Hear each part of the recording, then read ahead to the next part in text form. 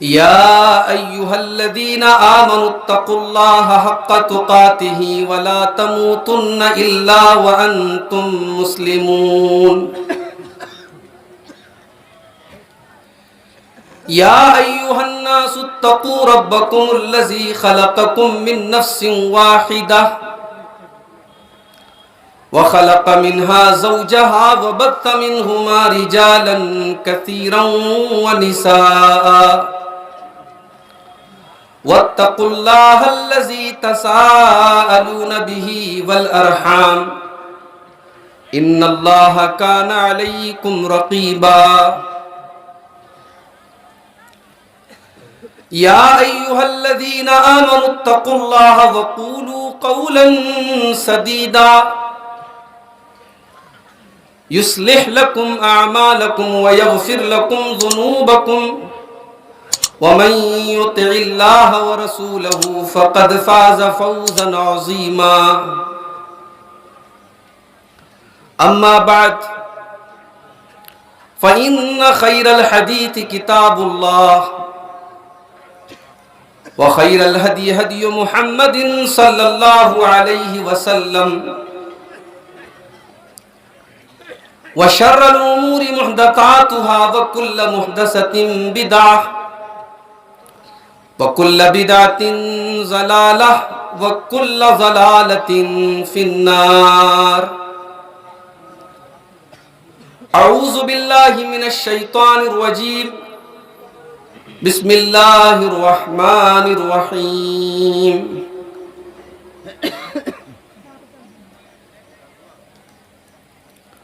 وَأَطِيعُوا اللَّهَ وَرَسُولَهُ وَلَا تَنَازَعُوا فَتَفْشَلُوا وَتَذْهَبَ رِيحُكُمْ.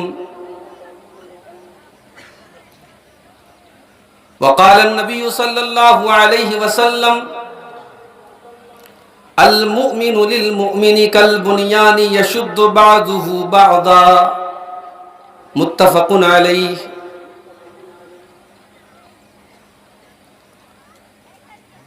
محترم علماء کرام،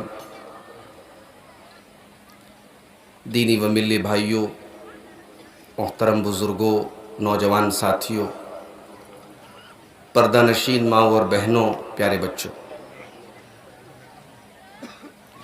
روپوش پور میں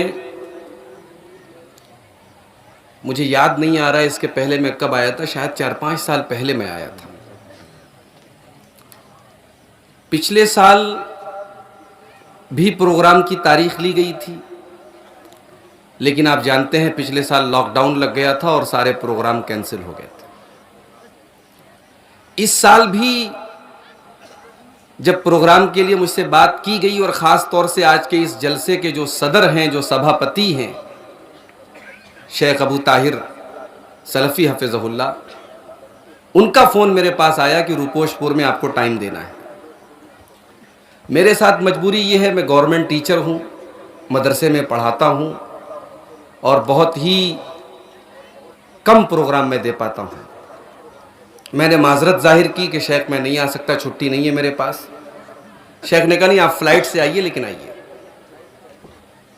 اب میں نے جو ٹکٹ بنایا، بنارس سے مدرسے سے پڑھا کر کے فلائٹ سے کلکتہ اور پھر کلکتہ سے ٹرین سے آپ کے فرقہ آنا تھا مجھے،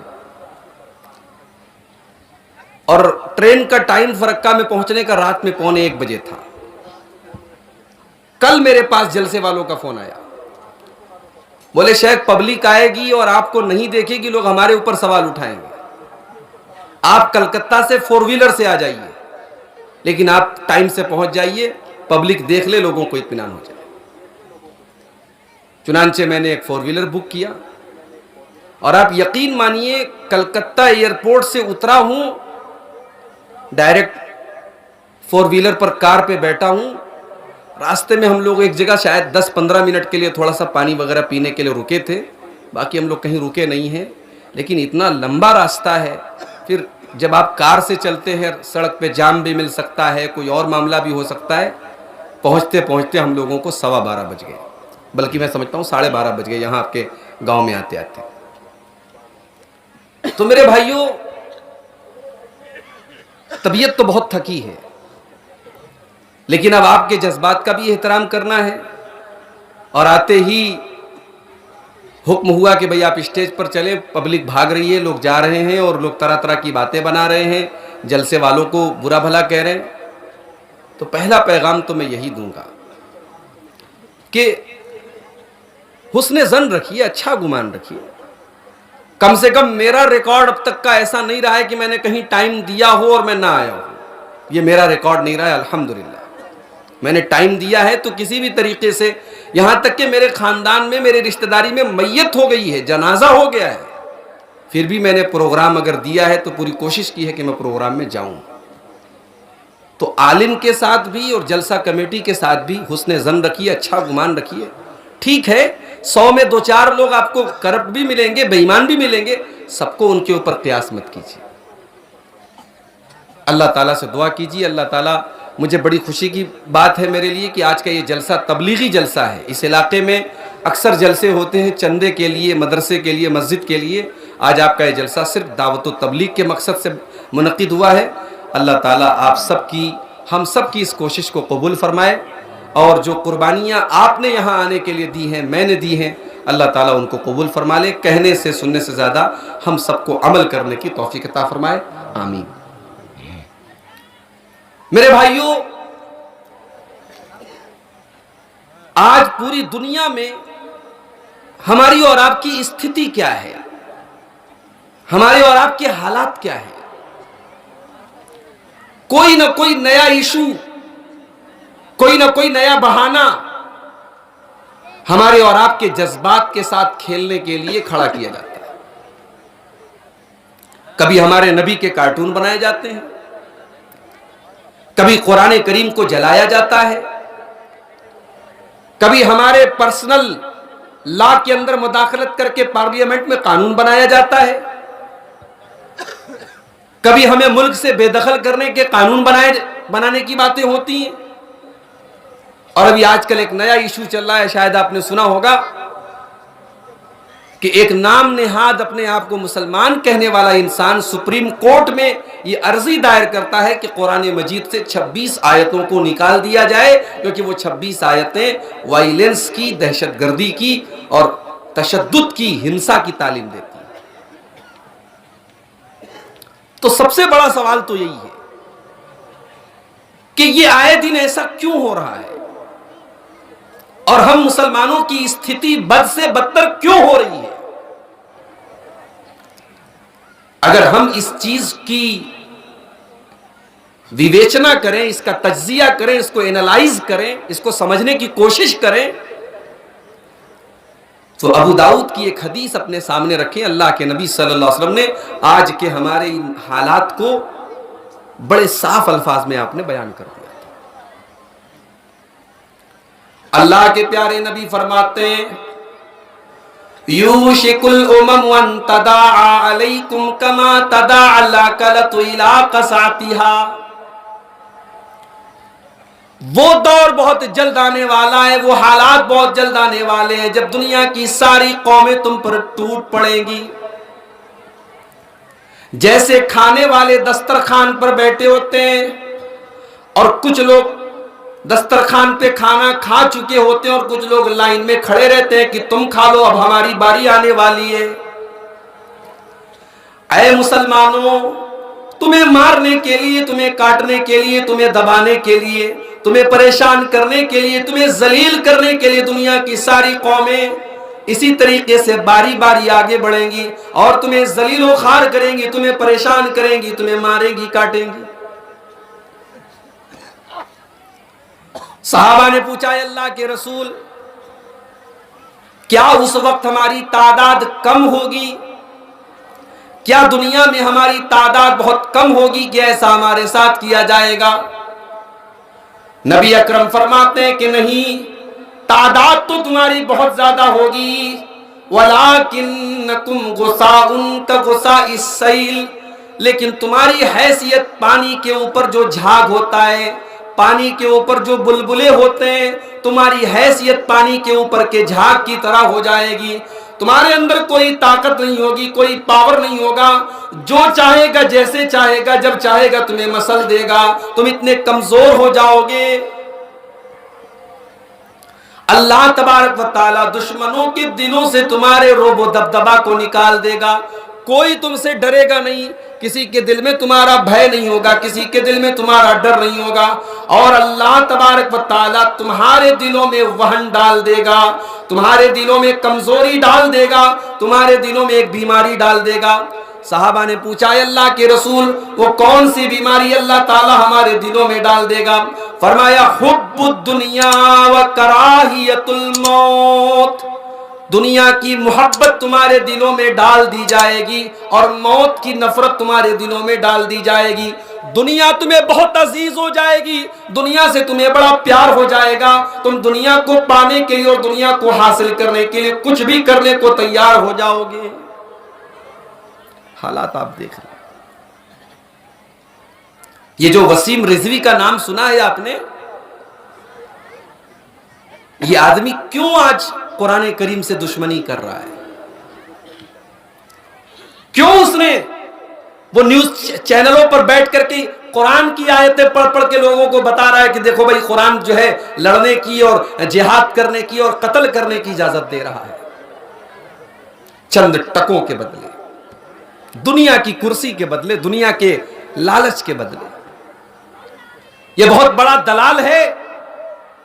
اس کے پہلے شیعہ وقف بورڈ کا چیئرمین تھا, اربوں روپے کا اس نے گھوٹالہ کیا, اس کے نام پہ بہت سارے کیس چل رہے ہیں. اب حکومت کی نظر میں کیسے اچھا بن جاؤں, ایک نیا پیترا یہ کھیل رہا ہے.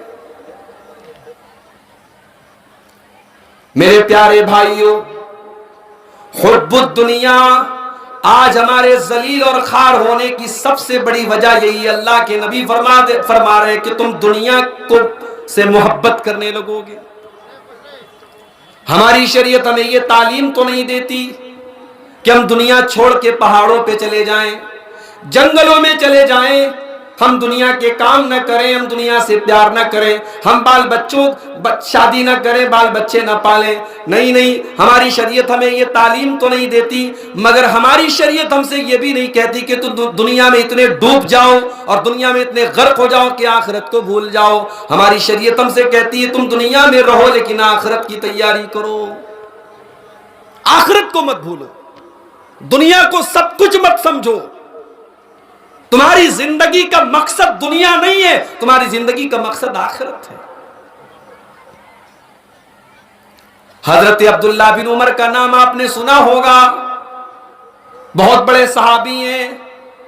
ان کے ایک بیٹے کا نام سالم بن عبداللہ تھا.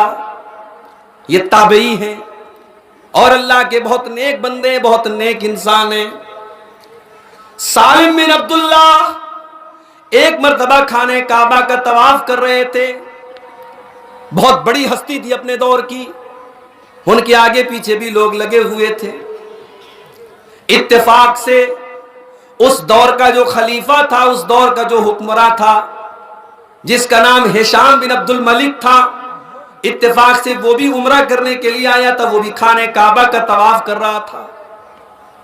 اس نے دیکھا کہ ایک آدمی ہے, سفید کپڑے پہنے ہوئے ہیں اور لوگ اس کے پیچھے پیچھے لگے ہوئے ہیں. اس نے پوچھا بھئی یہ کون ہے, کون ہے یہ لوگ اتنا زیادہ ان کا احترام کر رہے ہیں, ان کے پیچھے پڑے ہوئے ہیں. کہا گیا آپ نہیں پہچانتے, یہ حضرت عمر کے پوتے ہیں, عبداللہ بن عمر کے بیٹے سالم بن عبداللہ ہیں. ہشام بن عبد الملک کو پتا چلا یہ اللہ کے ایک نیک بندے ہیں, یہ حضرت عمر کے پوتے ہیں. ہشام ان کے قریب آیا, سلام کیا اور کہا کہ اے ہشام, میں اس دور کا خلیفہ ہوں, میرے پاس بہت بڑی دولت ہے, بڑے خزانے ہیں. اے سالم بن عبداللہ, اگر آپ کو کوئی ضرورت ہو, کوئی چیز اگر آپ کو چاہیے, کچھ پیسے چاہیے, کچھ دولت چاہیے, تو اے سالم میں دینے کے لیے تیار ہوں. سالم بن عبداللہ نے جواب دیا, اے ہشام, اے امیر المومنین, اے مسلمانوں کے خلیفہ, تم اس وقت کہاں کھڑے ہو؟ کہا میں خانے کعبہ کے سامنے کھڑا ہوں. کہا کہ ہشام بن عبد الملک, مجھے یہ اچھا نہیں لگتا کہ اللہ کے گھر کے پاس, اللہ کے گھر میں اللہ کو چھوڑ کر کے کسی اور سے کوئی سوال کروں. میں تم سے یہاں پہ کچھ نہیں مانگ سکتا، یہ اللہ کا گھر ہے، یہ خانے کعبہ ہے، مجھے یہ گوارا نہیں کہ میں خانے کعبہ کے پاس، اللہ کے گھر کے پاس تم سے کوئی سوال کروں۔ ہشام بن عبد الملک خاموش ہو گیا۔ تھوڑی دیر کے بعد سالم بن عبداللہ نے طواف مکمل کیا۔ طواف مکمل کرنے کے بعد 2 رکعت نماز پڑھی، طواف کے بعد کی۔ نماز پڑھنے کے بعد جب وہ مسجد حرام سے باہر نکلے، حرم سے باہر نکلے، ہشام بھی ان کے پیچھے پیچھے نکلا۔ جب مسجد حرام سے وہ نکل گئے، ہشام بولا اے سالم، اب تو تم مسجد حرام سے باہر نکل چکے ہو، اب تو تم خانے کعبہ سے باہر نکل چکے ہو، اب میں تم سے پھر سے گزارش کرتا ہوں، تم کو کوئی چیز مانگنا ہو تو مجھ سے مانگو۔ کہا اے امیر المومنین، یہ بتائیے کہ آپ میری کون سی ضرورت پوری کریں گے؟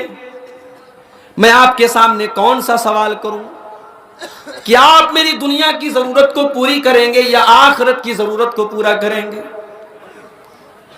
ہشام بولا کہ اے سالم، آخرت کی ضرورت کو تو کوئی پورا نہیں کر سکتا ہے، ہاں دنیا میں کوئی ضرورت تو، کوئی پیسہ چاہیے، کوئی دولت چاہیے، کوئی ضرورت ہو، آپ مجھ سے دنیا کا کوئی سوال کر لیں، میں مدد کرنے کے لیے تیار ہوں۔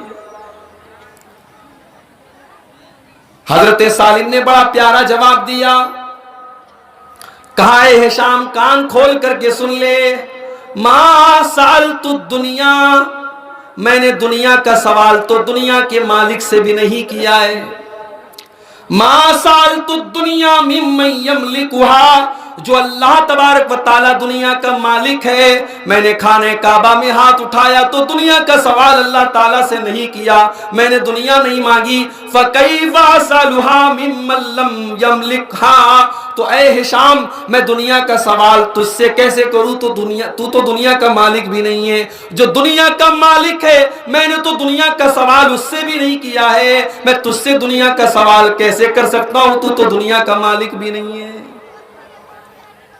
میرے پیارے بھائیوں، یہ ہمارے اسلاف تھے، دنیا میں رہتے تھے، دنیا کی لالچ نہیں تھی۔ ہمارے نبی کی زندگی کو دیکھو، ترمذی کی روایت، اللہ کے نبی صلی اللہ تعالیٰ علیہ وسلم ایک چٹائی پر لیٹا کرتے تھے، چٹائی پر لیٹنے کی وجہ سے آپ کی پیٹھ کے اوپر چٹائی کے نشان پڑ جایا کرتے تھے۔ ایک مرتبہ صحابہ کہنے لگے اے اللہ کے نبی لو اتخذنا لک وطان، آپ اجازت دیں ہم آپ کے لیے بہترین بستر کا انتظام کر دیں، گدے کا انتظام کر دیں۔ اے اللہ کے نبی آپ چٹائی پر لیٹتے ہیں، آپ کو تکلیف ہوتی ہے، ہم سے دیکھا نہیں جاتا، آپ اجازت دیں بہترین نرم و نازک بستر کا انتظام کر دیں۔ میرے نبی کیا جواب دیتے ہیں؟ او نبی کا کلمہ پڑھنے والوں، او نبی سے محبت کا دعویٰ کرنے والوں، اپنے نبی کا جواب سنو۔ اللہ کے نبی فرماتے ہیں مالی ولد دنیا، اے میرے صحابہ مجھے تمہارے نرم و نازک بستروں کی ضرورت نہیں ہے، مجھے دنیا سے کیا لینا دینا، مالی ولد دنیا، میرا دنیا سے کیا لینا دینا ہے، ما انا الا کراکب استظل تحت شجرۃ ثم راح فترکھا، فرمایا او لوگو میں تو اس مسافر کی طرح ہوں جو ایک پیڑ کے نیچے آرام کرنے کے لیے لیٹ جاتا ہے، ایک درخت کے نیچے آرام کرنے کے لیے لیٹ جاتا ہے، تھوڑی دیر آرام کرتا ہے پھر اپنی منزل کی طرف آگے بڑھ جاتا ہے۔ یہ دنیا میری منزل نہیں ہے، یہ دنیا میرا ٹھکانہ نہیں ہے، میں تو تھوڑی دیر جب تک اللہ نے زندگی دی ہے اس دنیا میں رہنے کے لیے آیا ہوں، میری منزل تو جنت ہے، میری منزل تو آخرت ہے، میں دنیا کو دل لگانے کے لیے، دنیا سے دل لگانے کے لیے دنیا میں نہیں آیا ہوں۔ جگہ جی لگانے کی دنیا نہیں ہے، یہ عبرت کی جا ہے، تماشا نہیں ہے۔ آج مسلمان دنیا پرست ہو گیا، دنیا طلب ہو گیا، دنیا کا لالچی ہو گیا، درہم دینار کا بندہ بن گیا، اور اسی لیے آج پوری دنیا میں کتے کی طرح ہم ذلیل ہو رہے ہیں۔ نبی اکرم کے صحابہ کو دیکھو میرے بھائی، ایسا نہیں ہے کہ دنیا ان کے سامنے نہیں آئی، دنیا بھی آئی، دنیا کے فتنے بھی آئے۔ حضرت ربیع ابن عامر کو دیکھو، رستم کے دربار میں، ایران کے بادشاہ کے دربار میں حضرت ربیع ابن عامر کو جانے کا موقع ملتا ہے۔ رستم اپنے دربار کو سجاتا ہے، بہترین جھاڑ فانوس لگواتا ہے، بہترین قالین بچھواتا ہے، اس کو پتہ چلتا ہے کہ عرب سے کوئی آنے والا ہے، وہ سوچتا ہے کہ اپنے دربار کو اتنا خوبصورت بنا دوں کہ عرب کے دیہات کا اور عرب کے صحراؤں کا وہ رہنے والا انسان میرے دربار کی خوبصورتی کو دیکھ کر کے ڈر جائے، مرعوب ہو جائے، بھیبھیت ہو جائے، میرے دربار کو دیکھ کر کے ڈر جائے۔ رستم نے اپنے دربار کو سجایا سنوارا۔ حضرت ربیع بن عامر رضی اللہ تعالیٰ عنہ جب رستم کے دربار میں پہنچے، اپنے گھوڑے سے اترے اور اپنے نیزے کو اپنے ہاتھوں میں لیے تھے، اپنے نیزے کو اس کی قیمتی قالین پر چبوتے ہوئے سیدھے رستم کے سامنے کھڑے ہو گئے۔ رستم نے دیکھا، ارے اتنا بہترین میں نے دربار سجایا، اتنا بہترین قالین بچھایا، اور یہ عرب کا دیہات کا صحرا کا رہنے والا، اس کو میری اس خوبصورت دربار میں کوئی رونق نظر نہیں آئی، کوئی اٹریکشن نظر نہیں آیا، یہ اس قالین کو چبوتے ہوئے اور قالین کو خراب کرتے ہوئے میرے سامنے آ کے کھڑا ہو گیا۔ تو رستم نے پہلا سوال یہی کیا کہ تم آئے کس لیے ہو؟ تم عرب سے فوج لے کر کے آئے ہو اور ایران جیسی سپر پاور سے لڑنا چاہتے ہو، کیا مقصد ہے تمہارا؟ حضرت ربیع بن عامر نے بڑا پیارا جواب دیا تھا۔ مسلمانوں وہ جواب اپنے دل و دماغ میں اتارنے کی کوشش کرو۔ حضرت ربیع نے فرمایا، جئنا لنخرج العباد من عبادت العباد الى عبادت اللہ۔ اے رستم، ہم اس لیے دنیا میں آئے ہیں تاکہ لوگوں کو اللہ کی بندوں کی بندگی سے نکال کے اللہ کی بندگی کے سے لگا دیں۔ لوگ انسانوں کے غلام بنے ہوئے ہیں، لوگوں کو انسانوں کی غلامی سے نکال کے اللہ کا بندہ بنا دیا جائے۔ وَمِن جَوْرِ الْأَدْيَانِ إِلَىٰ عَدْلِ الْإِسْلَامِ۔ لوگ طرح طرح کی ظلم و ستم کے شکار ہیں۔ دنیا کے مختلف مذاہب میں اور دھرموں میں جو ظلم اور انیائے کیا جا رہا ہے، اس انیائے کو چھوڑ کر کے لوگ اسلام کی شیتل چھایا میں آ جائیں، اسلام کے عدل و انصاف میں آ جائیں، اسلام کے نیائے کے اندر آ جائیں۔ وَمِن ضِيقِ الدُّنْيَا إِلَىٰ سَعَةِ الْآخِرَةِ۔ اور لوگ دنیا کے چکر میں پڑے ہوئے ہیں، لوگ دنیا کو چھوڑ کر کے آخرت کے طلبگار بن جائیں۔ ہم اس لیے اس دنیا میں آئے ہیں۔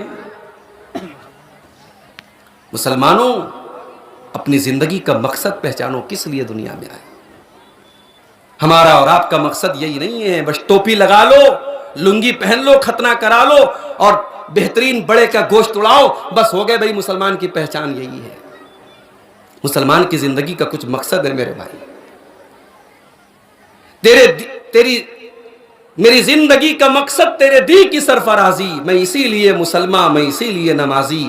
مسلمان کی زندگی کا مقصد اللہ تبارک و تعالیٰ کے دین پر چلنا، اللہ کو راضی کرنا ہے۔ قل ان صلاتی و نسکی و محیای و مماتی للہ رب العالمین۔ اے نبی آپ کہہ دیجئے میرا جینا، میرا مرنا، میری نماز، میری قربانی سب اللہ رب العالمین کے لیے۔ جب ہم نے اپنا مقصد چھوڑ دیا میرے بھائی، اللہ تبارک و تعالیٰ نے ہمیں ذلیل کر دیا۔ یہ مائک میرے سامنے رکھا ہے، یہ مائک میری آواز آپ تک پہنچا رہا ہے، اس لیے یہ مائک یہاں رکھا ہے۔ اگر یہ مائک اپنا مقصد پورا نہ کرے، ہم اسے سائڈ کر دیں گے، اسے کنارے کر دیں گے۔ دنیا کی ہر چیز میں جو مقصد ہے، اگر وہ چیز اپنے مقصد کو پورا نہ کرے تو ہماری اور آپ کی عادت ہے ہم اس کو سائڈ کر دیتے ہیں، اس کو پھینک دیتے ہیں، اس کو ڈسٹ بین میں ڈال دیتے ہیں۔ مسلمانوں، ہماری زندگی کا کیا مقصد ہے؟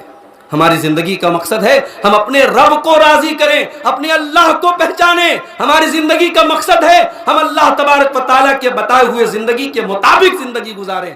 مگر ہماری زندگی کہاں گزر رہی ہے؟ کون سی ایسی برائی ہے جو آج مسلمان نہیں کر رہا ہے؟ آج مسلمانوں کی عورتوں کو آپ دیکھ لیں، مسلمانوں کے نوجوانوں کو دیکھ لیں۔ کہتے ہیں کسی بھی قوم کی طاقت اس کے نوجوان ہوتے ہیں۔ کسی قوم کے اندر اگر بگاڑ پیدا کرنا ہو، اس قوم کے نوجوانوں کو خراب کر دو۔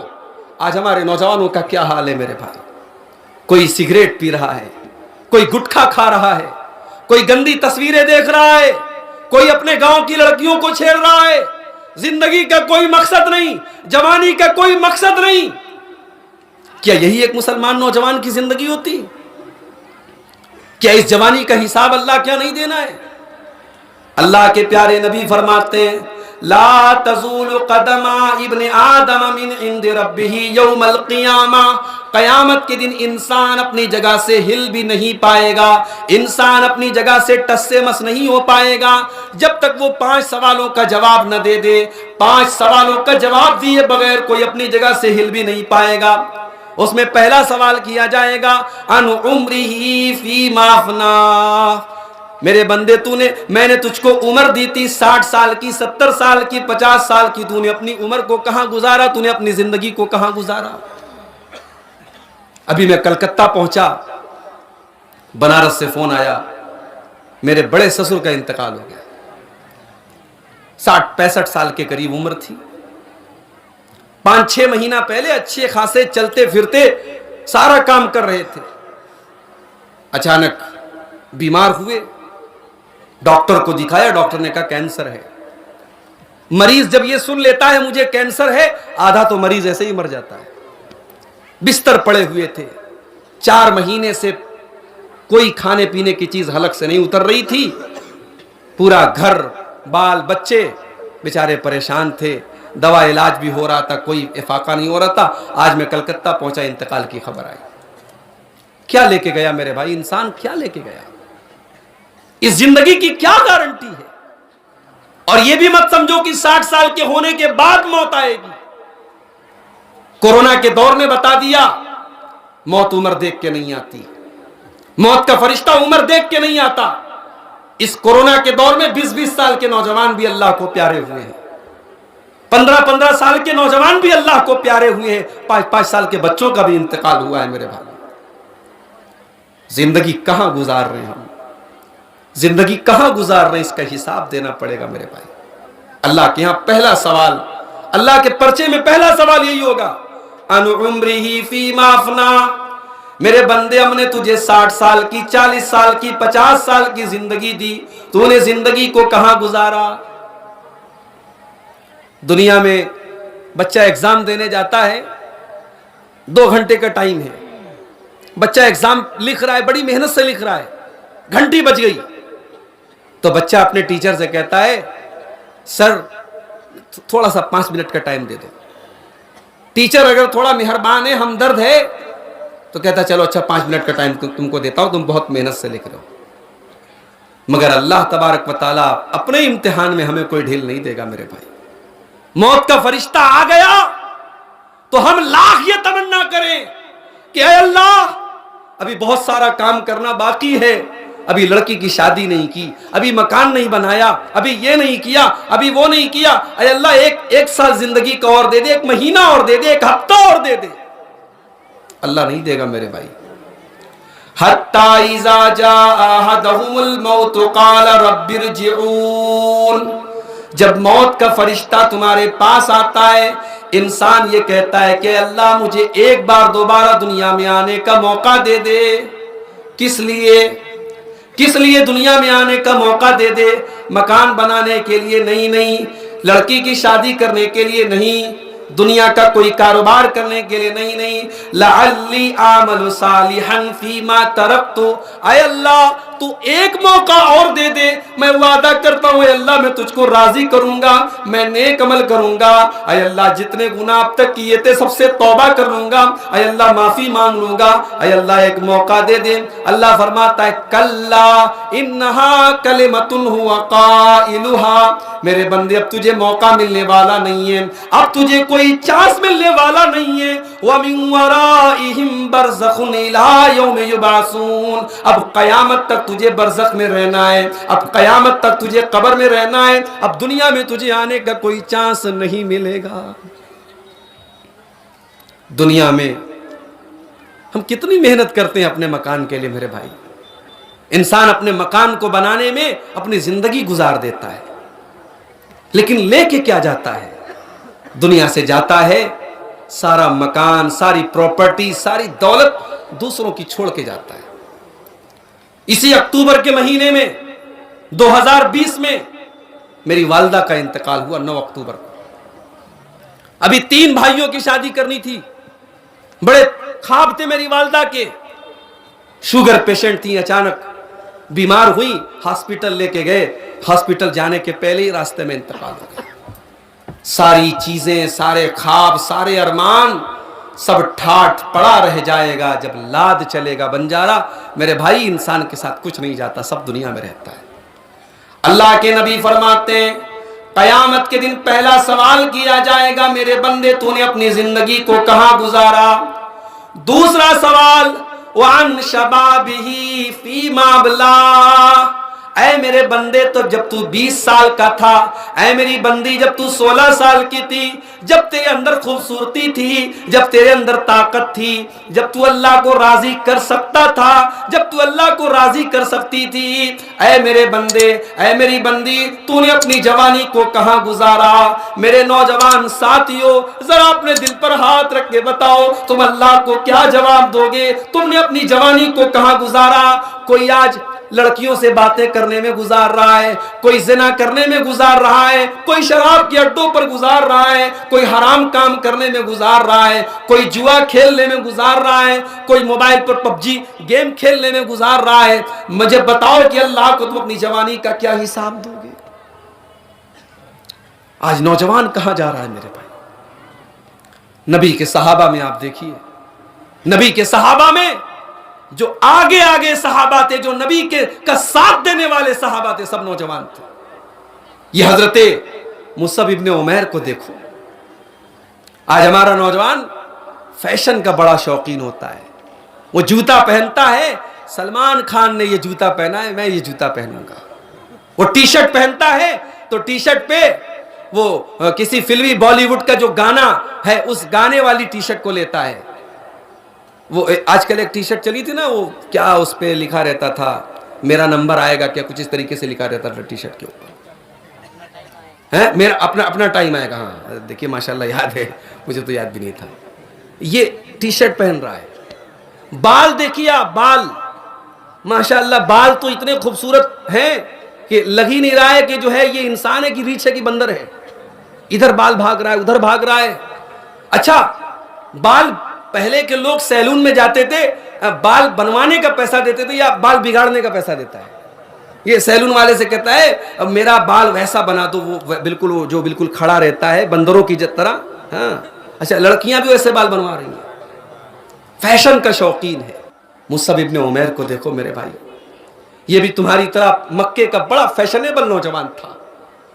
مصعب ابن عمیر وہ نوجوان تھا جو پورے مکہ میں سب سے خوبصورت کپڑا پہنا کرتا تھا۔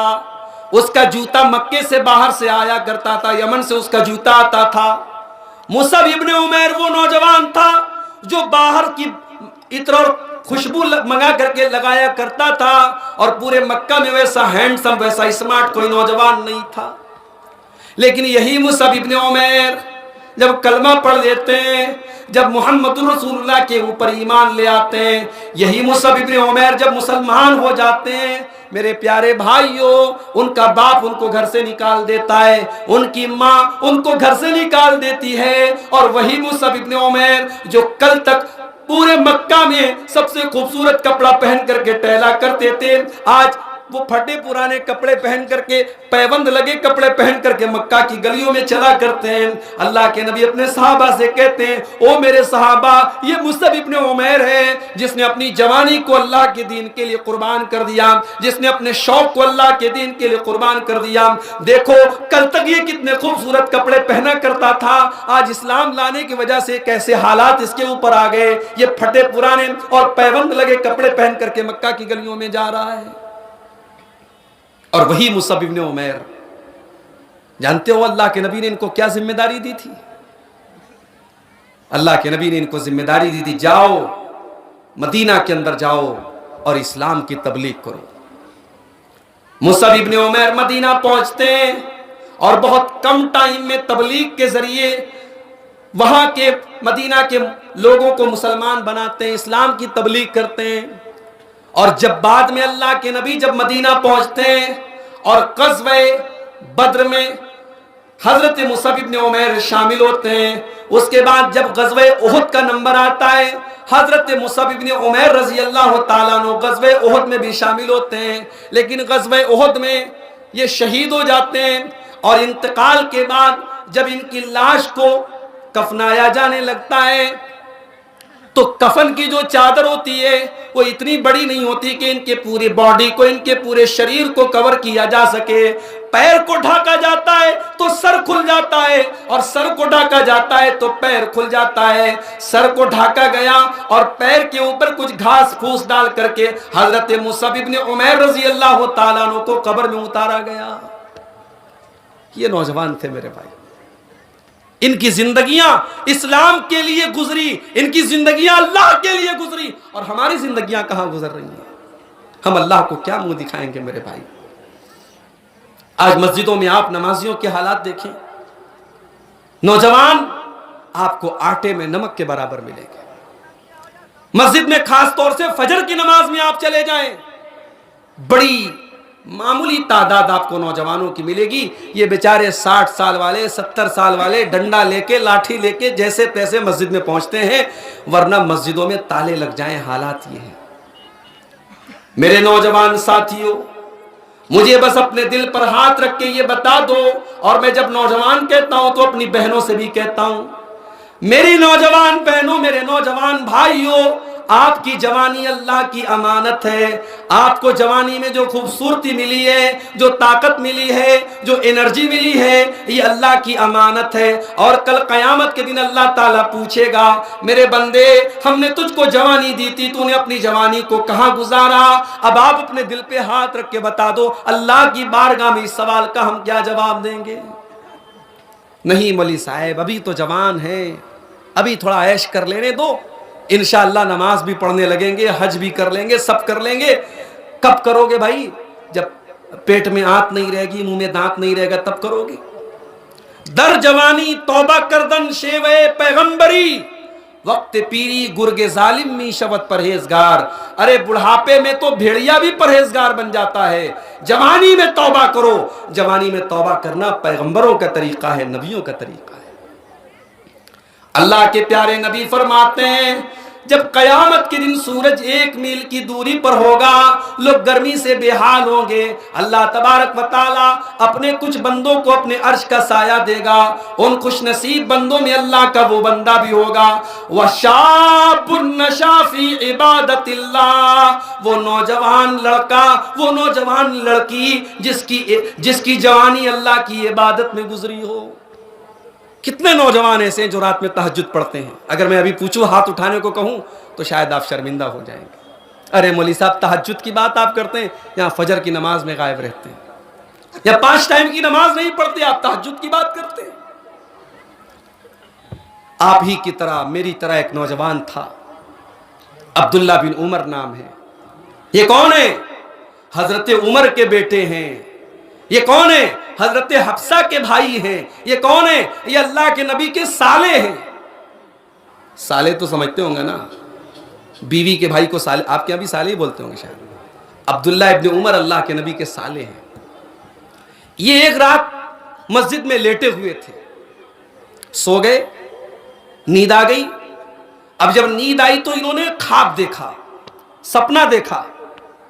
سپنے میں دیکھا کہ 2 فرشتے میرے پاس آئے اور مجھے اٹھا کر کے کنواں کے پاس لے گئے.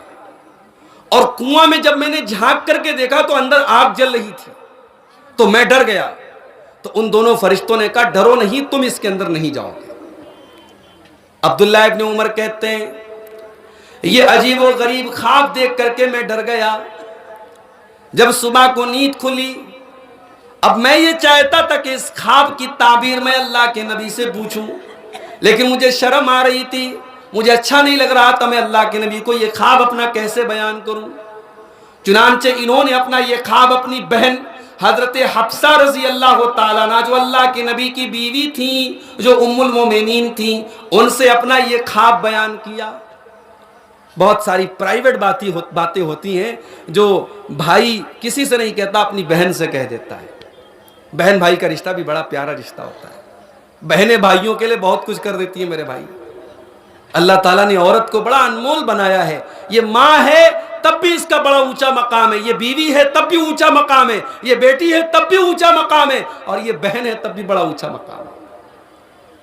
جانتے ہو موسیٰ علیہ السلام کو جب ان کی ماں نے اللہ کے حکم سے پانی میں ڈالا تھا تو قرآن کہتا ہے کہ موسیٰ کی بہن پیچھا کر رہی تھی، بھائی کی چنتا بہن کو لگی ہے، میرا معصوم بھائی، حالانکہ اللہ نے وعدہ کیا ہے کہ تیرے بھائی کو کچھ ہوگا نہیں، لیکن بہن تھی، بھائی کا پیچھا کر رہی تھی، دیکھیں میرا بھائی کہاں جا رہا ہے، کہیں میرا بھائی پانی میں ڈوب تو نہیں جائے گا، مر تو نہیں جائے گا۔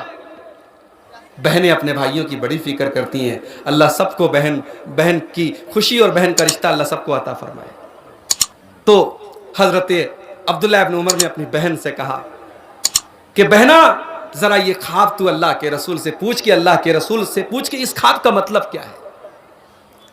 جب حضرت حفصہ رضی اللہ تعالیٰ عنہ اللہ کے نبی کے پاس آئیں اور عبداللہ ابن عمر کا یہ خواب اللہ کے نبی سے بیان کیا، نبی اکرم نے فرمایا اے حفصہ گھبرانے کی کوئی بات نہیں ہے، تمہارے بھائی نے کوئی بری چیز نہیں دیکھی ہے، تمہارے بھائی نے اچھا خواب دیکھا ہے، بس ایک بات کی کمی ہے تمہارے بھائی کے اندر، نعم الرجل عبداللہ، اے حفصہ جا کر کے عبداللہ سے کہہ دینا عبداللہ بہت اچھا انسان ہے، بہت نیک انسان ہے، لو کان یصلی من اللیل، بس ایک بات کی کمی ہے، بس ایک چیز کی کمی ہے، وہ رات میں تہجد کی نماز نہیں پڑھتے ہیں، وہ عشاء کی نماز پڑھ کے سو جاتے ہیں، وہ راتوں میں قیام اللیل نہیں کرتے ہیں، وہ تہجد نہیں پڑھتے ہیں، جاؤ عبداللہ کو میرا یہ پیغام سنا دو کہ وہ رات میں تہجد پڑھا کریں۔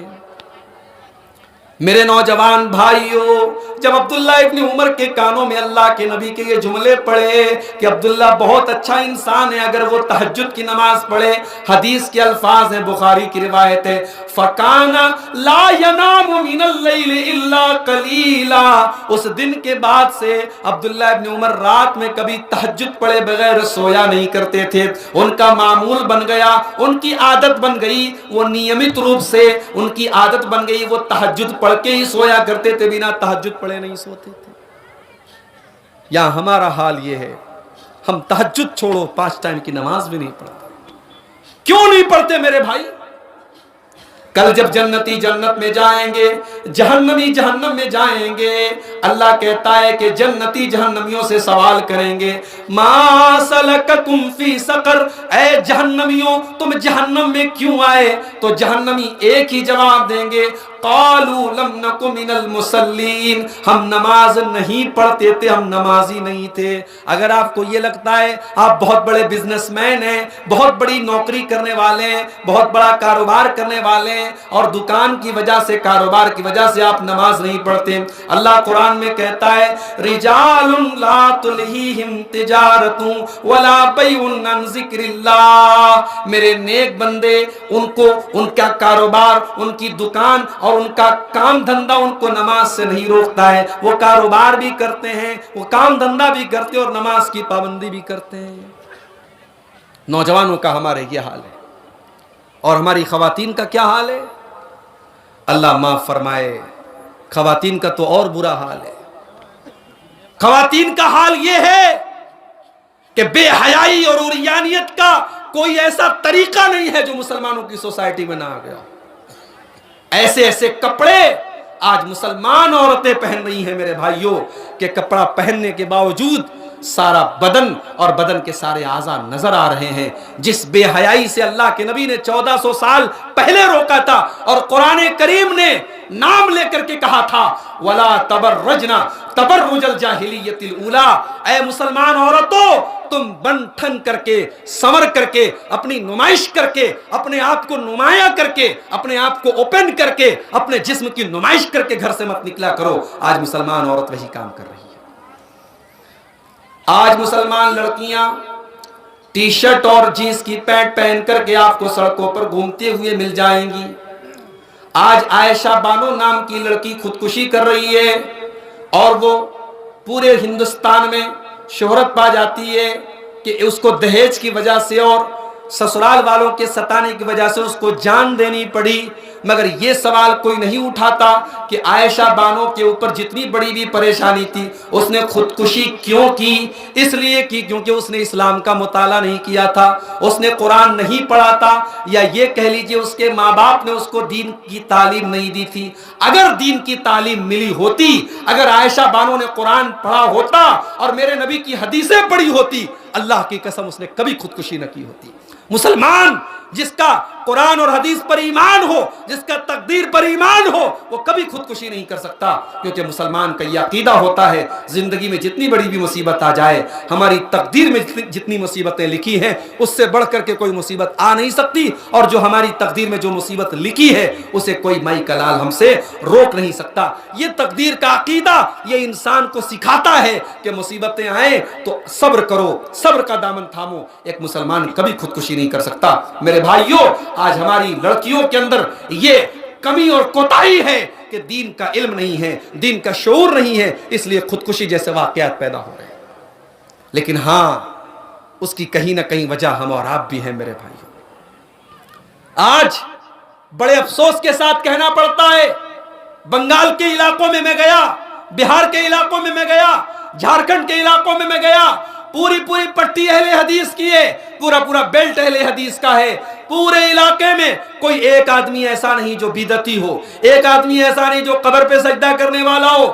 دل کو بڑی خوشی ہوئی، چلو الحمدللہ پاکڑ کا علاقہ، صاحب گنج کا علاقہ، مرشد آباد کا علاقہ، مالدہ کا علاقہ، کلیا چک کا علاقہ، فرقہ کا علاقہ، یہ الحمدللہ اہل حدیثوں کا علاقہ ہے، اہل توحید کا علاقہ ہے، ایک اللہ کو ماننے والوں کا علاقہ ہے، قرآن و حدیث کو ماننے والے لوگوں کی بستی ہے۔ مگر وہیں جا کر کے جب میں نے یہ دیکھا کہ جہیز کی رسم یہاں بھی چل رہی ہے، جہیز کے نام پر مسلمان غریب لڑکیاں اپنے گھروں میں بیٹھی ہیں، باپ بیچارہ رکشہ چلانے والا ہے، باپ بیچارہ چھوٹی موٹی دکان دوری کرنے والا ہے، وہ بیٹی کے جہیز کا انتظام نہیں کر پا رہا ہے۔ بیٹی خوبصورت ہے، بیٹی خوبصورت ہے، اچھی ہے، نیک ہے، دیندار ہے، رشتے آ رہے ہیں، مگر ریجیکٹ کر دیا جا رہا ہے۔ کیوں؟ ارے اس کا غریب باپ کیا دے پائے گا؟ یعنی یہاں لڑکی کی سیرت سے بڑھ کر کے، لڑکی کی دینداری سے بڑھ کر کے ہماری نظر جو ہے وہ جہیز پر ہے۔ میرے پیارے بھائیوں، آج عائشہ بانو نے خودکشی کر کے ہمیں اور آپ کو یہ سوچنے پر مجبور کر دیا ہے کہ ہمیں اور آپ کو اپنے سماج کا سسٹم بدلنا پڑے گا، ہمیں جہیز کی اس لعنت کو اپنے سماج سے ختم کرنی پڑے گی، ورنہ نہ جانے کتنی عائشہ بانو جان دیتی رہیں گی، نہ جانے کتنی ہماری بہنیں جان دیتی رہیں گی۔ آج اس جہیز کی رسم کو ہمیں اپنے کندھوں سے اتارنا پڑے گا۔ ہمارے نبی دنیا میں میرے بھائیوں رسم و رواج کو ختم کرنے کے لیے آئے تھے۔ میرے نبی جب دنیا میں آئے بڑی الٹی سیدھی رسمیں چلا کرتی تھی۔ ایک رسم یہ بھی تھی کہ لڑکی پیدا ہوتی تھی، لوگ اپنے ہاتھوں سے اپنی لڑکی کا گلا دبا دیتے تھے، لوگ اپنے ہاتھوں سے اپنی لڑکی کو زمین میں گاڑ دیتے تھے۔ میرے نبی دنیا میں آئے، میرے نبی نے پیغام دیا، او لڑکی کا گلا دبانے والوں، او لڑکی کو زمین میں گاڑنے والوں، وَإِذَا الْمَوْءُودَةُ سُئِلَتْ، کل قیامت کے دن جب تمہاری اس معصوم بچی سے اللہ پوچھے گا، بتا تیرے باپ نے تجھے کیوں زمین میں گاڑا، تو اے اس معصوم بچی کے باپ تو کیا جواب دے گا؟ میرے نبی نے لوگوں کے دل سے اپیل کی کہ لڑکیوں کے ساتھ یہ ظلم مت کرو، لڑکیوں کو بوجھ مت سمجھو، لڑکیاں بوجھ نہیں ہیں۔ میرے نبی نے پیغام دیا، من کان لہ ثلاث بنات، جس کو اللہ تعالیٰ 3 بیٹیاں دے دے اور وہ 3 بیٹیوں کی اچھی پرورش کرے، انہیں اچھی تعلیم دے، تو وہ 3 بیٹیاں اپنے ماں باپ کو جہنم کی آگ سے بچائیں گی۔ ایک صحابی کھڑے ہو گئے، اے اللہ کے نبی، اگر کسی کے پاس صرف 2 بیٹیاں ہوں؟ میرے نبی نے فرمایا ہاں، اگر کسی کے پاس 2 بیٹیاں ہوں اور 2 بیٹیوں کی اچھی پرورش کرے، اس کو بھی اللہ تعالیٰ جہنم کی آگ سے بچائے گا۔ میرے نبی نے بیٹیوں کو رحمت قرار دیا ہے۔ میرے بھائی، ہم نے بوجھ بنا دیا، ہم نے اس جہیز کی وجہ سے اور شادی بیاہ میں اس لین دین کی وجہ سے بیٹی کو بوجھ بنا دیا۔ آج نتیجہ یہ نکلا، بیٹی پیدا ہوتی ہے جس دن، اسی دن سے باپ کی پیشانی پہ بل پڑ جاتے ہیں۔ یہ تو بہت بڑی ذمہ داری میرے گھر میں آ گئی، اب اس کی شادی تک مجھے انتظام کرنا پڑے گا، اس کی ذمہ داری مجھے اٹھانی پڑے گی۔ گویا ہم نے ایسا سسٹم بنا دیا سماج کا، بیٹی بوجھ بن گئی۔ میرے بھائیوں، اگر بیٹی بوجھ ہوتی، بیٹی پریشانی کا سبب ہوتی، بیٹی سمسیا ہوتی، میرا اللہ، میرا رب اپنے نبی کو 4 بیٹیاں نہ دیتا۔ میرے نبی کو اللہ نے 4 بیٹیاں دی تھی، اور میرے نبی اپنی بیٹیوں سے بہت پیار کرتے تھے۔ میرے نبی اپنی بیٹیوں کی آنکھ میں کبھی آنسو نہیں دیکھتے تھے۔ میرے نبی کی سب سے بڑی بیٹی تھی زینب کی شادی ہوتی ہے ابو العاص سے۔ ابو العاص ابھی مسلمان نہیں ہوئے تھے، کلمہ نہیں پڑھا تھا، غزوہ بدر میں مسلمانوں سے لڑنے کے لیے آ گئے تھے۔ جب غزوہ بدر ختم ہوئی، ابو العاص قیدی بنا کر کے لائے گئے، اور سارے قیدیوں کے ساتھ نبی کا یہ داماد بھی لایا گیا۔ नबी की नज़र पड़ी अपने दामाद के ऊपर, नबी कुछ नहीं कर सकते। इस्लाम का कानून सबके लिए बराबर है। नबी का दामाद भी लड़ते हुए पकड़ा गया है तो कैदियों के साथ गिरफ्तार होकर के आया है। मक्का से लोग अपने अपने कैदियों को छुड़ाने के लिए पैसा लेकर के आए, औरतें जेवर लेकर के आईं।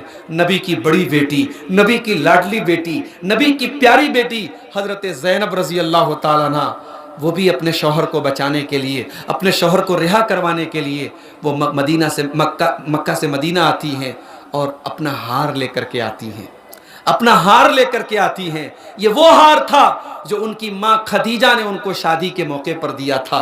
अपनी बेटी को उन्होंने वो हार दिया था। जब वो हार हजरत ज़ैनब रजी अल्लाह ताला अन्हा ला करके सहाबा के सामने रख देती हैं कि ये हार ले लो और मेरे शौहर को छोड़ दो, मेरे शौहर को रिहा कर दो। नबी अकरम सल्लल्लाहु अलैहि वसल्लम की नज़र अपनी बेटी के उस हार पे पड़ती है। अल्लाह के नबी की आंखों से आंसू आ जाते हैं, नबी अकरम की आंखों से आंसू आ जाते हैं। उस हार के साथ नबी की बेटी का रिश्ता भी जुड़ा है और नबी की बीवी हजरत खदीजा का रिश्ता भी जुड़ा है। अल्लाह के नबी उस हार को देखते हैं, आपकी आंखों से आंसू बहने लगते हैं। आप सहाबा से गुजारिश करते हैं, ऐ मेरे सहाबा ये हार वापस कर दो, ये मेरी बेटी का हार है, ये मेरी खदीजा की यादगार है, ये हार वापस कर दो और मेरे दामाद को अबुल आस को ऐसे ही छोड़ दो। सहाबा ने अपने नबी की आंखों में आंसू देके सहाबा ने फौरन अबुल आस को छोड़ दिया। मेरे भाइयों, मेरे नबी अपनी बेटियों की आंखों में कभी आंसू नहीं देखते थे। मेरे नबी अपनी बेटियों से बेइंतहा प्यार करते थे। सही बुखारी की रिवायत है, हजरत फातिमा नबी की सबसे छोटी बेटी हैं, सबसे लाडली बेटी हैं। जब हजरत फातिमा नबी से मिलने आती थी, अल्लाह के नबी अपनी बेटी के इस्तकबाल में खड़े हो जाते थे। आज हमारे कितने घरों में कितने बाप हैं जो बेटियों से कायदे से बात नहीं करते, बेटियों से कभी लाड प्यार नहीं करते, बेटियों से कभी ढंग से बात नहीं करते। मेरे भाई ये फर्क क्यों है? अल्लाह को हिसाब देना पड़ेगा। जितनी मोहब्बत तुम लड़कों से करते हो उस मोहब्बत की हकदार तुम्हारी बेटियां भी हैं। मेरे नबी अपनी बेटी के इस्तकबाल में खड़े हो जाते थे। तुम जितने बड़े भी हो, मेरे नबी से बड़े तो नहीं हो, मेरे नबी से बड़े तो नहीं हो। मेरे नबी अपनी बेटी के इस्तकबाल में खड़े हो जाते थे और अपनी कुर्सी पर अपनी बेटी को बिठाते थे और अपनी बेटी का हाथ पकड़ के चूम लेते थे, अपनी बेटी की पेशानी को चूमते थे। अल्लाह के नबी अपनी बेटियों से बहुत प्यार करते थे। मेरे नबी दुनिया में आए, आपने बेटी को उसका मकाम दिया। मेरे नबी दुनिया में आए, बीवी को उसका मकाम दिया। बीवियों की हैसियत क्या होती थी अरब के अंदर? शौहर मर जाता था, एक एक साल तक औरत कोठरी में बंद रहती थी। एक एक औरत से 10-10 लोग शादी करते थे। मेरे नबी दुनिया में आए, मेरे नबी ने रस्में खत्म की, मेरे नबी ने ये रस्मों की बेड़ियां खत्म की। मेरे नबी ने कहा नहीं, शौहर मर गया, 4 महीना 10 दिन तक औरत इद्दत गुजारेगी और उस इद्दत में भी वो कैद नहीं रहेगी, वो घर के अंदर रहेगी, ज़ेबो ज़ीनत नहीं करेगी, खुशबू नहीं लगाएगी, लेकिन कैद नहीं रहेगी। जरूरत पड़ेगी घर से बाहर भी निकल सकती है, बिला जरूरत नहीं निकलेगी, मजबूरी में जरूरत पर निकल सकती है। मेरे नबी ने कानून बदला, मेरे नबी ने रस्में बदली। मेरे भाइयों, आप अगर अहले हदीस हैं, आप कुरान और हदीस पर चलने वाले हैं, आपको उसी कुरान और हदीस का हवाला देता हूं। अपने दिल पर हाथ रख के बताओ, ये जो तुम शादियों में 5-5 लाख रुपए कैश लेते हो, ये जो तुम शादियों में बाइक लेते हो, ये जो तुम शादियों में दुनिया भर की चीजें लेते हो, क्या ये मेरे नबी की बनाई हुई रस्म है? जी नहीं, ये मेरे नबी की बनाई हुई रस्म नहीं है। ये हिंदुस्तान के हमारे हिंदू भाइयों की रस्म है, क्योंकि हमारे हिंदू भाइयों के यहाँ लड़कियों को वरासत में कोई हक नहीं दिया जाता, तो उनके यहाँ दहेज प्रथा चालू की गई ताकि लड़कियों को जो देना है शादी के मौके पे दे दिया जाए। इसीलिए उसका नाम उन लोगों ने रखा दान दहेज। दान है ये कन्यादान है, लड़की को दे दिया, अब कुछ और नहीं देना है। हमारी शरीयत में दान दहेज नाम की कोई चीज़ नहीं है। हाँ, हमारी शरीयत में बाप के इंतकाल के बाद बाप की प्रॉपर्टी में जैसे बेटा का हक है वैसे बेटी का हक है। ये हक कोई नहीं देता, ये हक कोई नहीं देता। हम बड़े बड़े मसले बयान करते हैं, मौलवी साहब ये खाने से रोजा टूट जाएगा क्या, ये खाने से वजू टूट जाएगा। अरे बहन की वरासत डकार गए, बेटियों की वरासत डकार गए। तुम हराम अपने पेट में भर रहे हो, अपनी बेटियों और बहनों को वरासत से महरूम कर रहे हो और मसले पूछ रहे हो कि ये खाने से रोजा टूट जाएगा कि नहीं, ये खाने से वजू टूट जाएगा कि नहीं। आज हमें और आपको इन मसाइल पर गौर करने की जरूरत है मेरे भाइयों। आज उम्मत जिन हालात से दो चार है, आज पूरी दुनिया में हम जितने जलीलो खार हैं, और आज آج جب ہم نیوز کھولتے ہیں ٹی وی کے اوپر اور نیوز والا جب کہتا ہے کہ بتائیے کیا قرآن کے اندر سے ان 26 آیتوں کو نکال دیا جائے یا نہ نکال دیا جائے، ہمارا خون کھول جاتا ہے، ہمارے دل سے یہی دعا نکلتی ہے، اللہ تیرے قرآن کے ساتھ دشمنی بھی شروع ہو گئی ہے، اے اللہ تو اپنی کتاب کے ساتھ دشمنی کرنے والوں کو ان کے انجام تک پہنچا دے۔ اور ہمارا ایمان ہے، ہمارا یقین ہے، یہ وسیم رضوی نام کا آدمی جس نے قرآن کے ساتھ دشمنی کی ہے، جس نے اللہ کے ساتھ دشمنی کی ہے، انشاءاللہ یہ کتے کی موت مرے گا، یہ کتے کی موت مرے گا، اس کے جنازے کو قبر نصیب نہیں ہوگی، اس کی لاش کو قبر نصیب نہیں ہوگی انشاءاللہ۔ اور اب تو رو رہا ہے، ابھی اس کا ایک نیا ویڈیو آیا ہے، شاید آپ نے دیکھا ہو، سوشل میڈیا پہ آیا ہے، کہہ رہا ہے میری بیوی چھوڑ کے چلی گئی، میرے بچے چھوڑ کے چلے گئے، میرے بھائی مجھے چھوڑ کے چلے گئے، لیکن میں حق پر ہوں، میں سوسائیڈ کر لوں گا مگر حق کو نہیں چھوڑوں گا۔ ہم اللہ سے دعا کرتے ہیں تو سوسائیڈ کر لے، اللہ کرے تو سوسائیڈ کر لے، تو جہنم رسید ہو جائے، تیرے جیسے لوگ پوری قوم کے لیے کلنک ہیں۔ اچھا وہ شیعہ مسلک سے تعلق رکھتا ہے، لیکن آپ کو بتا دوں کہ شیعہ مسلک کے بھی بڑے علماء نے فتویٰ دے دیا ہے کہ وہ کافر ہے، منافق ہے، اور لکھنؤ میں جہاں کا وہ رہنے والا ہے وہاں اس نے اپنی زندگی میں اپنی ایک قبر بنوائی تھی، اس کی قبر کو بھی لوگوں نے توڑ دیا ہے اور طے کیا ہے کہ اس کو اپنے قبرستان میں ہم دفن ہونے نہیں دیں گے۔ میرے بھائیوں، بڑی پرانی تاریخ رہی ہے، اللہ کے گھر کے ساتھ دشمنی کرنے کے لیے ایک یمن سے لشکر چلا تھا، ابرہہ نام کا ایک بادشاہ تھا جس نے یمن میں بہت بڑی بلڈنگ بنوائی تھی اور کہا تھا لوگوں سے کہ خانہ کعبہ کا حج مت کرو، میرے اس گھر کا طواف کرو۔ لوگوں نے سبق سکھایا اور ابرہہ کے بنائے ہوئے اس نقلی کعبہ کے اندر جا کے پاخانہ کر دیا، لیٹرین کر دیا، ٹٹی کر دیا۔ ابرہہ کو بڑا غصہ چڑھا، ابرہہ کو بڑا تاؤ آیا، اس نے کہا میں مکہ کے اس کعبہ کو گرا دوں گا۔ اس نے بہت بڑا لشکر تیار کیا، ہاتھیوں کا لشکر تیار کیا، اور ہاتھیوں کا لشکر لے کر کے مکہ پر چڑھائی کرتا ہے اور مکہ کے قریب پہنچ جاتا ہے۔ جانتے ہو میرے رب کی شان بڑی نرالی ہے، میرے رب نے ہاتھیوں کے لشکر کو تباہ کرنے کے لیے ہاتھی سے بڑا جانور نہیں بھیجا، اللہ نے چھوٹی چھوٹی چڑیوں کو آسمان میں بھیجا، چھوٹی چھوٹی چڑیاں جو چنے کے برابر چھوٹی چھوٹی کنکری اپنی چونچ میں اور اپنے پنجوں میں دبا کر کے آسمان میں آئیں اور ابرہہ کی فوج پر ایٹم بم کی طرح گرا دیا۔ جس آدمی کے اوپر وہ چنے کے برابر کنکریاں گری، قرآن کہتا ہے، میرا رب کہتا ہے، أَلَمْ تَرَ كَيْفَ فَعَلَ رَبُّكَ بِأَصْحَابِ الْفِيلِ أَلَمْ يَجْعَلْ كَيْدَهُمْ فِي تَضْلِيلٍ وَأَرْسَلَ عَلَيْهِمْ طَيْرًا أَبَابِيلَ فَجَعَلَهُمْ كَعَصْفٍ مَّأْكُولٍ، اللہ نے ان کو کھائے ہوئے بھوسے کی طرح کر دیا۔ جس کی کھوپڑی پر گرتی تھی وہ کنکری، اس کا کھوپڑا پھٹ جاتا تھا، سر پھٹ جاتا تھا، بھیجا باہر نکل جاتا تھا۔ ابرہہ کا اپنا حال یہ ہوا، اس کے پورے بدن میں کوڑ کی طرح زخم ہو گئے اور بالکل دبلا ہو گیا، اور وہاں سے کسی طریقے سے جان بچا کے یمن بھاگا اور یمن جاتے جاتے مر گیا، اور اتنی بری طریقے سے اس کی باڈی سے مہک آ رہی تھی کہ لوگوں نے اس کو اپنے قبرستان میں دفن نہیں ہونے دیا۔ اللہ کے گھر کے ساتھ دشمنی کرو گے، اللہ یہی انجام کرے گا۔ اللہ کی کتاب کے ساتھ دشمنی کرو گے، اللہ یہی انجام کرے گا۔ بخاری کی روایت ہے، ایک آدمی اللہ کے نبی کے پاس آیا اور اسلام لے آیا۔ اللہ کے نبی نے اس کو قرآن لکھنے کی ذمہ داری دی تھی، کچھ دنوں تک قرآن لکھتا رہا، پھر وہ مرتد ہو گیا، کافر ہو گیا، منافق ہو گیا، اور جا کر کے اپنی قوم سے کہنے لگا ارے محمد کو تو کچھ نہیں آتا، محمد کو اتنا ہی آتا ہے جتنا میں نے ان کو بتایا ہے۔ اس کے بعد اس کا انتقال ہو گیا۔ جب اس کا انتقال ہوا، اس کے خاندان والوں نے اس کو جا کر کے قبرستان میں دفن کیا، قبر میں دفن کیا۔ جیسے ہی دفن کیا، اگلے دن آئے، دیکھا لاش قبر کے باہر پڑی ہوئی ہے۔ لوگوں نے کہا لگتا ہے مسلمانوں نے دشمنی کی ہے اور قبر کھود کر کے اس کو نکال کے باہر کیا ہے، اور گہری قبر کو کھودا اور گہری قبر کھودی اور پھر قبر میں ڈالا اور پھر قبر کو برابر کیا۔ اگلے دن پھر آئے، صبح کو دیکھا پھر اس کی لاش باہر پڑی ہوئی ہے۔ 3 دن تک لگاتار ایسا ہوا۔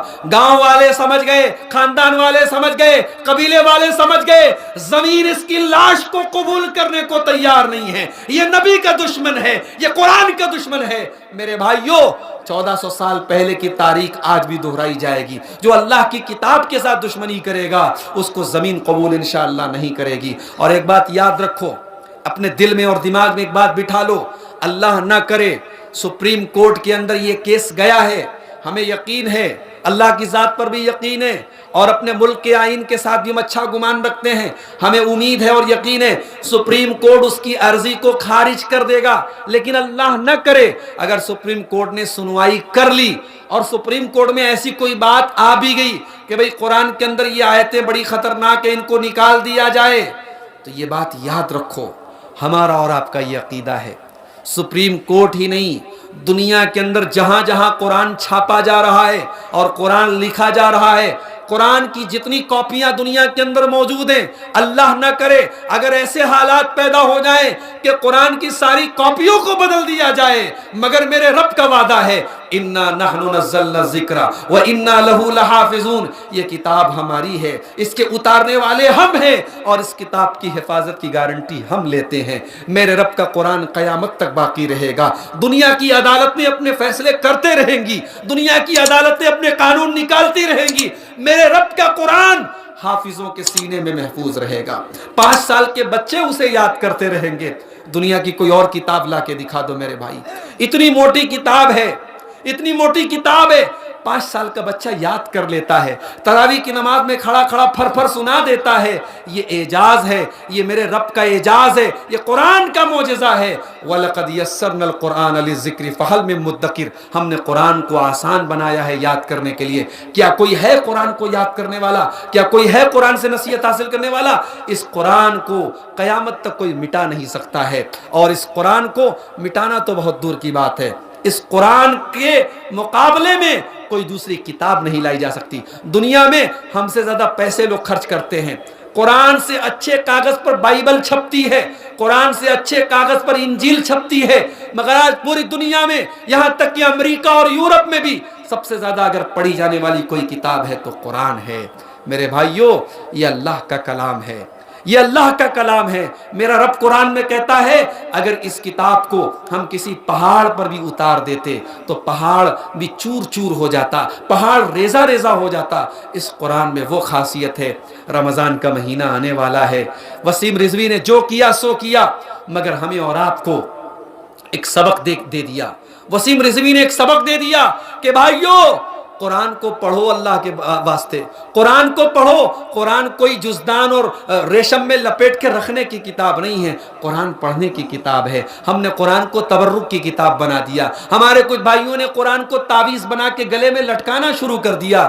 ارے بھائی، قرآن تعویذ میں پہننے کی کتاب نہیں ہے، قرآن پڑھنے کی کتاب ہے، قرآن سمجھنے کی کتاب ہے. آج ہمارے پاس موبائل ہے، موبائل پر واٹس ایپ پر میسج آتا ہے، اگر 1 گھنٹے کے لیے بھی موبائل ہمارا ڈسچارج ہو جائے ہم بے چین ہو جاتے ہیں. پتہ نہیں کون سے دوست کا میسج آیا ہوگا، پتہ نہیں کس کا میسج آیا ہوگا. یہ قرآن میرے رب کا میسج ہے، میرے رب کا پیغام ہے، یہ ھدی للناس ہے. اس قرآن کو پڑھو اور آنے والے مہینے میں رمضان میں کثرت سے اس قرآن کو پڑھو. ایک عادت بنا لو، ایک معمول بنا لو کہ ہم آدھا پارہ، ہم 1 پارہ، جتنا بھی ہو سکے گا ہم روزانہ قرآن پڑھیں گے. اور انشاءاللہ مجھے یقین ہے آپ قرآن کی تلاوت کا معمول بنا لیں، آپ اس کی برکت اپنی زندگی میں محسوس کریں گے. یہ قرآن برکت والی کتاب ہے میرے بھائی. یہ قیامت کے دن ہماری سفارش کرے گی. یہ قرآن قیامت کے دن کہے گا اے اللہ مجھے اس نے پڑھا تھا، اے اللہ اس کو معاف کر دے. قرآن ہمارا سفارشی بن کر کے آئے گا. میرے پیارے بھائیوں، ان موجودہ حالات میں ایک آخری بات بیان کر کے بات ختم کروں گا. آج ہم دنیا میں بہت ذلیل و خوار ہیں، پریشان ہیں، ہمارے اوپر دنیا بھر کی مصیبتیں آ رہی ہیں. اس کی ایک وجہ یہ بھی ہے کہ آج ہمارے اندر اتحاد نہیں ہے، آج ہمارے اندر یونٹی نہیں ہے. آج ایک گاؤں میں، ایک گاؤں چھوڑ دو، ایک گھر میں اور ایک خاندان میں بھائی بھائی میں مقدمہ چل رہا ہے، بھائی بھائی میں لڑائی چل رہی ہے، بھائی بھائی میں جنگ چل رہی ہے. ایک بھائی دوسرے بھائی کا حق ہڑپنے کے لیے تیار ہے. مسلمان ایسا تو نہیں ہوتا میرے بھائی. مسلمان کیسا ہوتا ہے؟ اللہ کے نبی کہتے ہیں مثل المؤمنین فی توادہم وتعاطفہم وتراحمہم کمثل الجسد الواحد. مسلمانوں تم آپس میں ایک دوسرے کے اتنے ہمدرد بن جاؤ، اتنی محبت کرنے والے بن جاؤ جیسے انسان کی باڈی ہوتی ہے، جیسے انسان کا شریر ہوتا ہے. انسان کی باڈی میں اگر کہیں پر بھی تکلیف ہوتی ہے پورا شریر بے چین ہو جاتا ہے. مسلمانوں تم ایک دوسرے کے اتنے ہمدرد بن جاؤ. ہماری پورا شریر ایک دوسرے سے کنیکٹڈ ہے، ایک دوسرے سے جڑا ہے. हमारे पाँव में भी कांटा चुभता है तो आंखों से आंसू बहते हैं। मुसलमानों, तुम एक दूसरे के साथ इतने जुड़ जाओ। इसीलिए अल्लाह के नबी कहते हैं मुसलमान के मुसलमान पर 6 हक हैं। इज़ा लक़ीतहु फसल्लिम अलैहि, जब मुसलमान से मुलाकात हो उसको सलाम करो। व इज़ा दआका फाजिबहु, मुसलमान दावत दे उसकी दावत कबूल करो। व इज़ा इस्तनसहका फंसह लहु, मुसलमान मशवरा मांगे अच्छा मशवरा दो। व इज़ा अतिसा फहमिदल्लाह फसम्मितहु, मुसलमान को छींक आए वो अल्हम्दुलिल्लाह कहे तो जवाब में यरहमुकल्लाह कहो। व इज़ा मरिद फउदहु, मुसलमान बीमार हो जाए उसकी अयादत करो। व इज़ा माता फत्तबिहु, और मुसलमान का इंतकाल हो जाए उसके जनाजे में शरीक हो जाओ। आज हम बटे हुए हैं। बिहार में आप चले जाओ, बिरादरी के नाम पे बटे हैं। बिहार के गांव में मैं गया, लोगों ने बताया यहाँ अंसारी बिरादरी के लोग रहते हैं और शेख बिरादरी के लोग रहते हैं। अंसारियों का रास्ता अलग है, शेख का रास्ता अलग है। अंसारी शेख के रास्ते पे नहीं जा सकते, शेख अंसारी के रास्ते पे नहीं जा सकते। क्या ये मुसलमान का हाल हो सकता है मेरे भाई? बनाया है नबी के दीन के नाम पर, अल्लाह के नाम पर, कुरान के नाम पे आज एक हो जाओ। हमारा दुश्मन हमें मिटाने के लिए तैयार है और हम फिरकों में, टोलियों में, बिरादरियों में बटे हैं। आज उम्मत को इत्तेहाद की जरूरत है, आज मोहब्बत के पैगाम की जरूरत है, आज एक दूसरे के लिए दिल में मोहब्बत पैदा करने की जरूरत है। एक आखिरी हदीस सुनाऊंगा आपको, बात खत्म करूंगा, रात तवील हो रही है, धीरे धीरे आपकी जो है दिलचस्पी उठ रही है। मैं आखिरी हदीस आपको सुना के बाद खत्म करूंगा। अल्लाह के नबी अपने सहाबा के साथ बैठे हुए हैं। इतने में अल्लाह के नबी अपने सहाबा से कहते हैं कि देखो एक जन्नती आदमी आने वाला है। सहाबा की नजरें दरवाजे पर टिक गई, देखे कौन आने वाला है। एक अंसारी सहाबी अपने हाथों में जूता पकड़े चले आ रहे हैं। अल्लाह के नबी के सहाबा हैरान हो जाते हैं कि ये तो एक मामूली आदमी है, अल्लाह के नबी इनको जन्नती कह रहे हैं। फिर दूसरा दिन आता है, अल्लाह के नबी कहते हैं देखो जन्नती आने वाला है। सहाबा दरवाजे पर नजर डालते हैं, वही अंसारी सहाबी जूता हाथ में लेके वजू करके आ रहे हैं, दाढ़ी से वजू का पानी टपक रहा है, हाथों में जूता चप्पल लिए चले आ रहे हैं। 3 दिन तक लगातार ऐसा होता है। एक सहाबी खड़े हो जाते हैं, उनका नाम है अब्दुल्ला बिन अमर बिन आस। वो अंसारी सहाबी के पीछे पीछे जाते हैं, उनके घर जाते हैं। कहते भाई साहब मेरा मेरे बाप से झगड़ा हो गया है और मैंने कसम खाई है 3 दिन तक अपने घर नहीं जाऊंगा, क्या 3 दिन आप अपने घर में मुझे रखेंगे? अंसारी साहबी ने कहा ठीक है, आप मेरे घर में 3 दिन रह सकते हैं। अल्लाह अकबर। यहाँ 3 घंटे के लिए हमारे घर में मेहमान आ जाए तो औरतों की नाक सिकुड़ने लगती है और पेशानी पे बल पड़ने लगते हैं कि रोटी ज़्यादा बनानी पड़ेगी, भात ज़्यादा बनाना पड़ेगा, मछली ज़्यादा बनानी पड़ेगी। यहाँ मेहमानों के नाम पे औरतों की पेशानी पे बल आ जाते हैं। सहाबा के मकान छोटे थे लेकिन दिल बड़े थे मेरे भाई। 3 दिन के लिए ना जान ना पहचान, बस इतना पता है कि मुसलमान है। कहा कि मैं 3 दिन आपके घर में रहना चाहता हूँ। कहा कोई बात नहीं, मेरे घर में रह सकते हो आप। हजरत अब्दुल्ला कहते हैं मैं 3 दिन तक अंसारी सहाबी के मकान में रहा, उनके साथ उठा बैठा सोया जागा। मैं देखता रहा वो कितनी नमाज पढ़ते हैं, मैं देखता रहा वो कितनी तिलावत करते हैं। 3 दिन जब गुजर गए मैंने कहा ओ मेरे अंसारी भाई, मैंने 3 दिन तक आपके हालात देखे, आप तो उतनी ही नमाज पढ़ते हैं जितनी हम पढ़ते हैं, आप उतनी ही कुरान की तिलावत करते हैं जितनी हम करते हैं, आप तो तहज्जुद की नमाज भी नहीं पढ़ते हैं, आप तो रात में आराम से बिस्तर पे सोते हैं। ऐ अंसारी भाई, आखिर ऐसी कौन सी खास बात है आपके अंदर? अल्लाह के नबी ने 3 दिन लगातार आपको जन्नती कहा है। मैं जानना चाहता हूं कि कौन सी ऐसी खास बात है कि अल्लाह के नबी ने इतना बड़ा मकाम आपको दे दिया है। अंसारी साहब भी कहते हैं ओ मेरे भाई, मुझे नहीं पता, मुझे नहीं मालूम कि अल्लाह के नबी ने इतना बड़ा एजाज मुझे क्यों दिया है, मुझे नहीं पता। मैं कोई बहुत नेक इंसान तो नहीं हूं, लेकिन हाँ एक चीज है मेरे अंदर, हो सकता है शायद उसी वजह से अल्लाह के नबी ने ये मकाम मुझे दिया हो। कहा क्या बात है?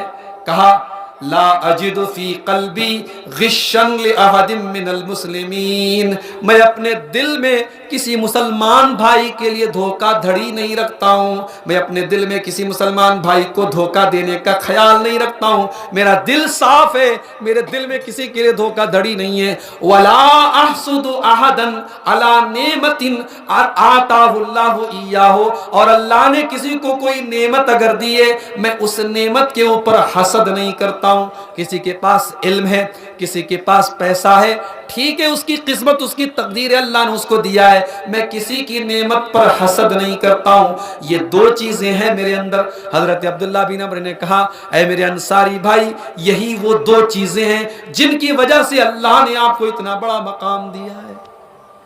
मेरे भाइयों, ये दो चीजें हम अपने अंदर पैदा कर लें।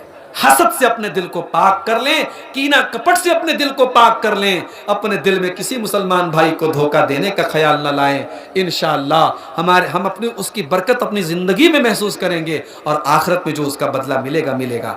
तो ये चंद अहम बातें थी। आइए हम अल्लाह से दुआ करें, रब्बुल आलमीन हमें एक कर दे, नेक कर दे। रब्बुल आलमीन हमारे नौजवानों की इस्लाह फरमा दे। रब्बुल आलमीन हमारी माँ बहनों की इस्लाह फरमा दे। जो हमें बेनमाजी, अल्लाह उनको नमाजी बना दे। जो बीमार हैं, अल्लाह उनको शिफाए कामिल आजिल अता फरमा दे। अल्लाह हमें से जो लोग रोज़ी रोटी के लिए परेशान हैं, कारोबार के लिए परेशान हैं, अल्लाह उनकी रोज़ी रोटी में बरकत नसीब फरमा। अल्लाह जब तक दुनिया में ज़िंदा रखे, इस्लाम पर ज़िंदा रखे और ख़ात्मा हम सब का ईमान पर हो। आमीन। व आखिर दावाना अनिल हम्दुलिल्लाहि रब्बिल आलमीन। अस्सलामु अलैकुम व रहमतुल्लाहि।